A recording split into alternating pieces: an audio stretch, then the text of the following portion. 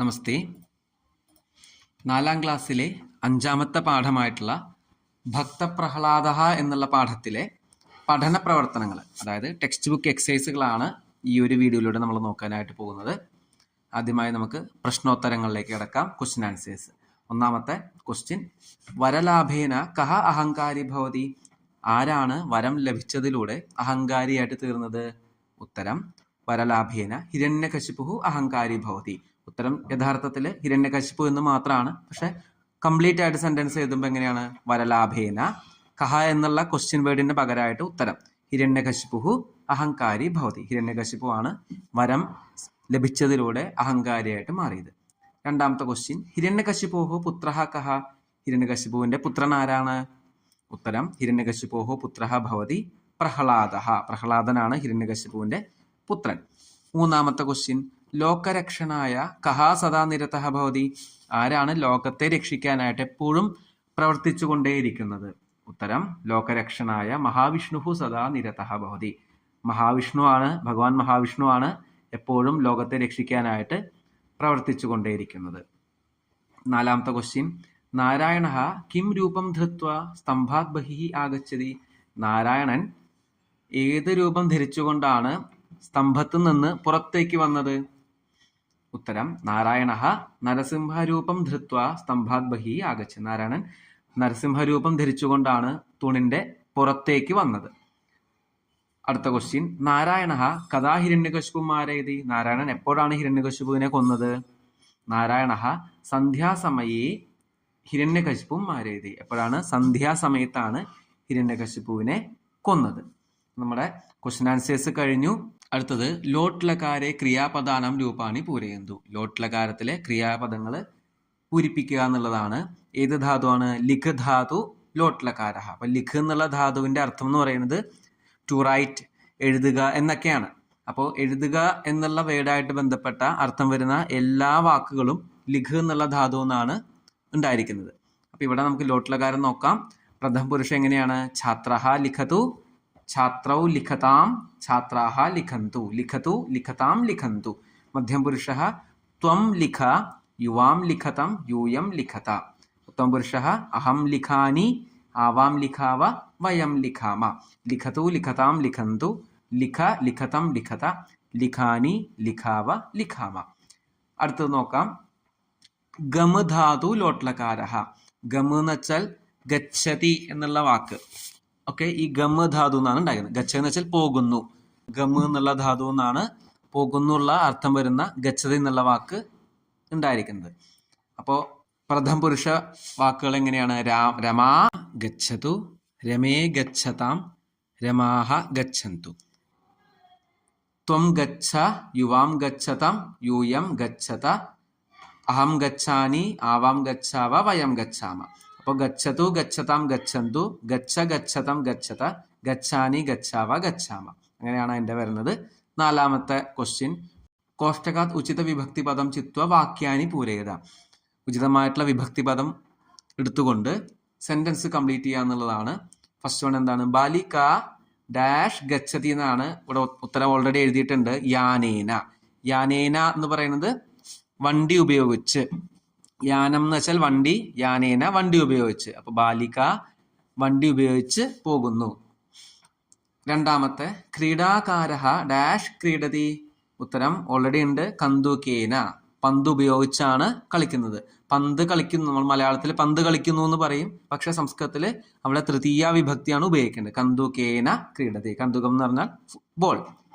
ശില്പകാരഃ dash ശില്പം നിർമ്മാതി. ശില്പകാരൻ എങ്ങനെയാണ് ശില്പങ്ങൾ നിർമ്മിക്കുന്നത്? കരൗ കരാഭ്യാം. കരാഭ്യാം എന്നാണ് ഉത്തരം വരേണ്ടത്. കൈകൾ ഉപയോഗിച്ച്, രണ്ട് കൈകൾ ഉപയോഗിച്ച് ശില്പങ്ങൾ നിർമ്മിക്കുന്നു. അടുത്തത്, അധ്യാപിക സുധാഖണ്ഡേന ലിഖതി. ഇവിടെ സുധാഖണ്ഡ എന്നുണ്ട്, സുധാഖണ്ഡേന എന്ന് രണ്ട് ഓപ്ഷൻസ് ഉണ്ട്. ഉത്തരം ഏതാണ്? തൃതീയ വിഭക്തിയാണ് നമ്മൾ ഉപയോഗിക്കേണ്ടത്. സുധാഖണ്ഡേന, ചോക്ക് ഉപയോഗിച്ച് അധ്യാപിക എഴുതുന്നു. അടുത്തത്, നരസിംഹായ നമഃ. നരസിംഹാക്ക് നരസിംഹായ എന്നിങ്ങനെ രണ്ട് ഓപ്ഷൻസ് ഉണ്ട്. ഇവിടെ നരസിംഹനായിക്കൊണ്ട് നമിക്കുന്നു. ശിവായ നമഃ എന്നൊക്കെ പറയണം, ഗണേശായ നമഃ എന്ന് പറഞ്ഞ പോലെയാണ് നരസിംഹായ നമഃ. ഇവിടെ വിഭക്തി ചതുർത്ഥി വിഭക്തിയാണ്. അടുത്തത് മഹാരാജ കർഷകായ ധേനും യച്ഛതി.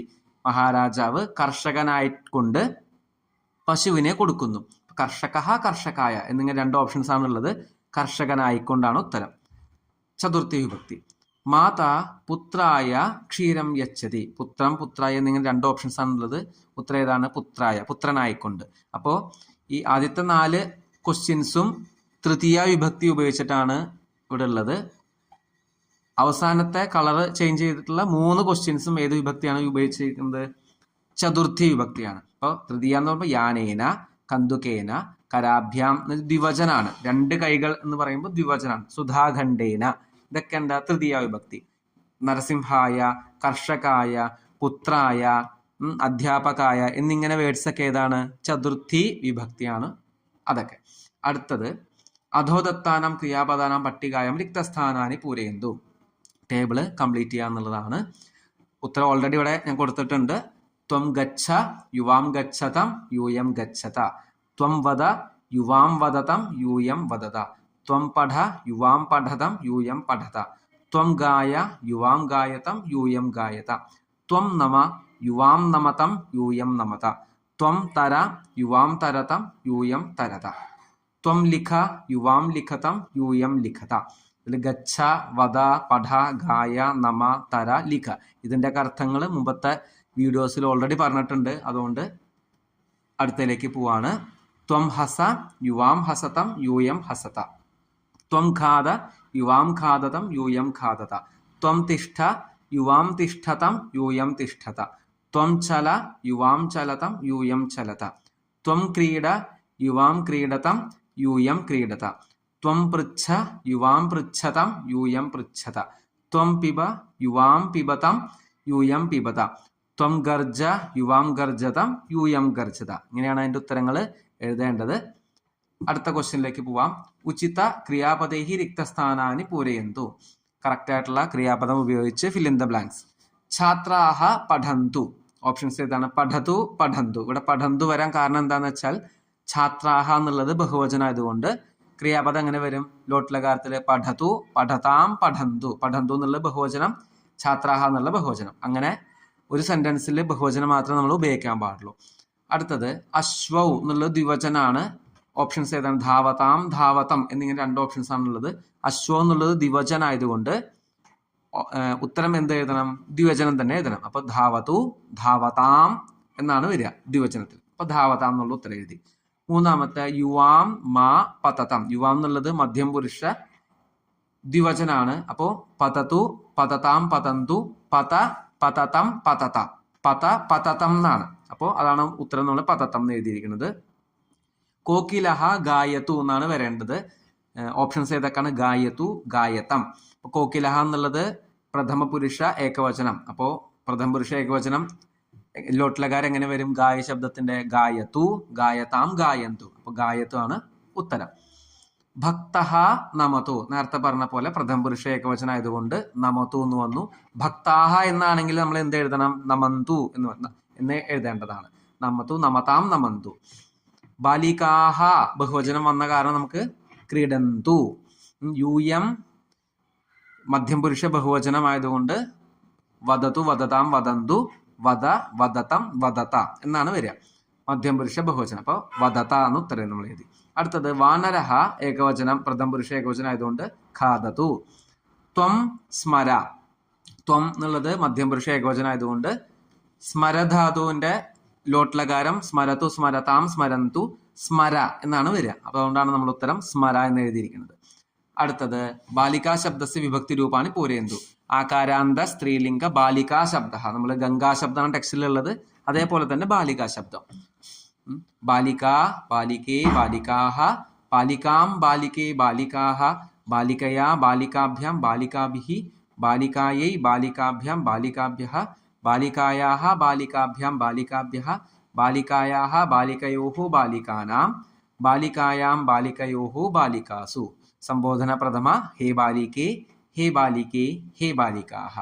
ഇങ്ങനെയാണ് ടെക്സ്റ്റ് ബുക്കിലെ എക്സസൈസ് ഉത്തരം എഴുതേണ്ടത്. എന്തെങ്കിലും ടെക്സ്റ്റ് ബുക്കിൽ മിസ്സിംഗ് ആയിട്ട് ഉണ്ടെങ്കിൽ ഇത് നോക്കി കറക്റ്റായിട്ട് എഴുതിയെടുക്കുക. ധന്യവാദ.